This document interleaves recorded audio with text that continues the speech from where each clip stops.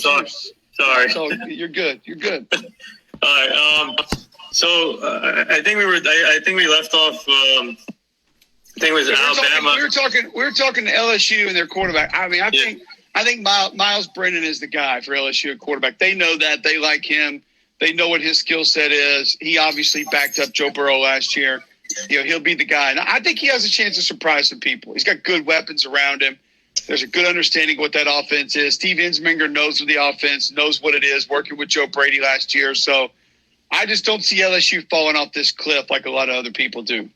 Let me ask you this question. Obviously the quarterbacks that went in the draft, who do you think can have a good NFL career with these college quarterbacks? I think Joe Burrow will have a good NFL career. If Tua stays healthy, he'll have a great NFL career. I'm very concerned of whether or not he can stay healthy. I mean, I don't know. Track record is that he won't.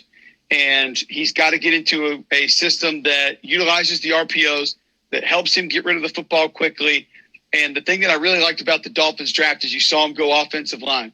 I think Solomon Kinley out of Georgia is a kid that can definitely be a starter day one. They go draft a guard out of Louisiana Lafayette who can be a starter day one. And they've got Chandler Cox as an H-back on that team who I think can help in protection and catch the ball out of the backfield. So I think that they're doing the right things through the draft and how they're building the team. But a lot of that's on him as well. He's got to know when to get the ball out, when to live to fight another day, and not take the hits because he's not a big, physical, durable kid. It's not how he's built. But if he knows how to avoid some of that contact, then I think he has a chance to have a great NFL career. And then CeeDee Lamb, I didn't expect CeeDee Lamb to fall at 17. I'm a big Dallas Cowboy fan, and I didn't expect him to fall to us. But how do you see him translating in the NFL? I think I've been seeing comparisons of Hopkins, but I don't know. No, I think you're talking about a guy that knows how to get open. He's quick twitch. He can create space. He can take the top off. Obviously, in the open field, very dangerous. So I think the where he becomes valuable for Dallas is you can move him around. You can play him in the slot. You can play him outside. He's somebody who understands how to work for the football. So I thought he's a great value pick there for the Cowboys because I'm like you. I didn't anticipate that he would fall that far. Kind of same thing with Denver.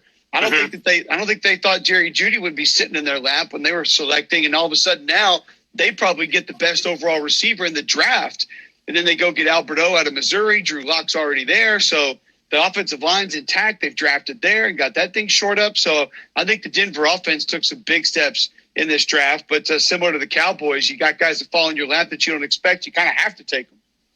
So before I let you go, I have a couple more things here, rapid fire questions.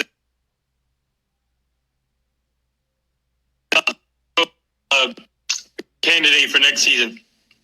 Okay. Can you repeat that one? What was that? Oh, who is your Heisman Trophy candidate for next season?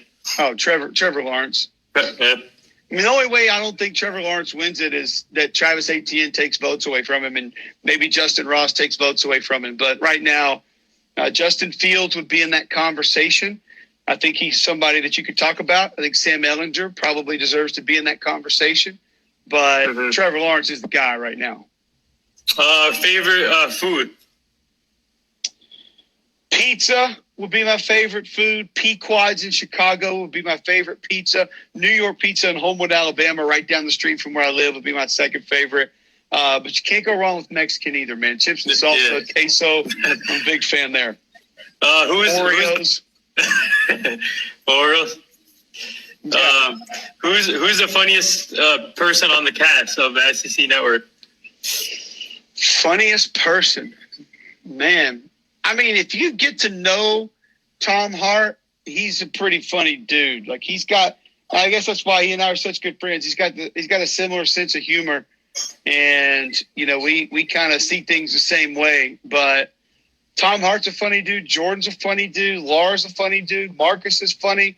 Man, that's why they're there, because they have big, funny personalities, So there's nobody there that's not entertaining. That's for sure. Favorite thing to do outside of your sport work?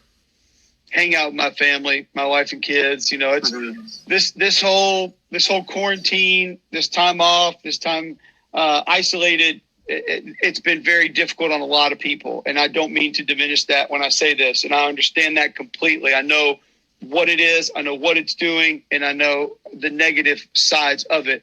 But for me personally and my family, I was supposed to be doing the XFL, and our last game would have been 3 weeks ago, I think. And we had our baby a little over a week ago. Yeah. So I would have finished the XFL, which would have been 3 trips to Seattle, and another trip to LA. And I would have been home for 1 week, and then we would have had our baby. So instead, I had 6 weeks at home with a 2-year-old and a 5-year-old and my wife, and we got to be a family of 4 for 6 weeks before we had our baby. And I think it changed our family dynamic. It really did. To see the relationship between my son and my daughter grow, and to see how much better friends and how they're little best friends now and how they get along. And from just my wife and I to be around them, learn about them, talk to them, be with them. I think it made them much more okay and much happier when our new baby got here, as opposed for them still trying to fight and scratch and claw for attention. Yeah. So it's, hanging out with them is the best, man. My kids are amazing. I love them. My wife is the best. She's my number one fan. She's my support system. So that's that. I mean, outside of watching film, which is technically work anyway, but I love doing it. Hanging out with those guys would be number one.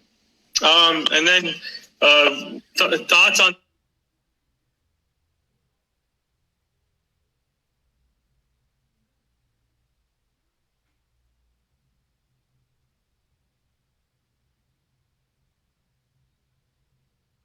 this Michael Jordan documentary, if you saw it yet. So good.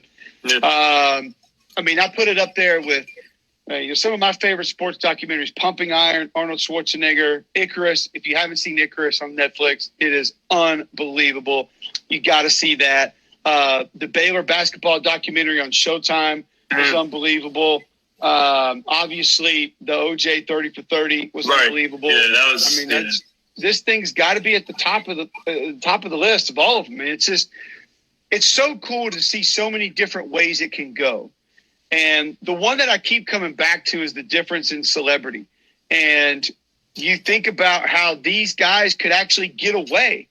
And I think the mystique around this team, and especially those players in particular, we knew 3 Michael Jordans. We knew on the court, we knew interview Michael Jordan, and we knew commercials Michael Jordan, advertising Michael Jordan. But we didn't know him. Like now, I can go see Steph Curry's kitchen. Like I can go see I can watch him play with his kids. Right. I can see James Harden's outfit every night going into the arena. Like I know what Kevin Durant's eating for dinner. Like I know what kind of cars that half these guys are driving, and like who they're dating and what they're wearing. We didn't know that really about these guys. Yeah. And like you see these fans in this documentary sitting outside the arena for hours to get 15 seconds of them walking past them, maybe not even stop to sign an autograph or get a picture. You're not getting that anymore. Who's going to sit in an arena for 4 hours to see a guy for 10 seconds? That doesn't happen. So the mystique around us not having that access, I think, just made them explode and grow and made them that much cooler.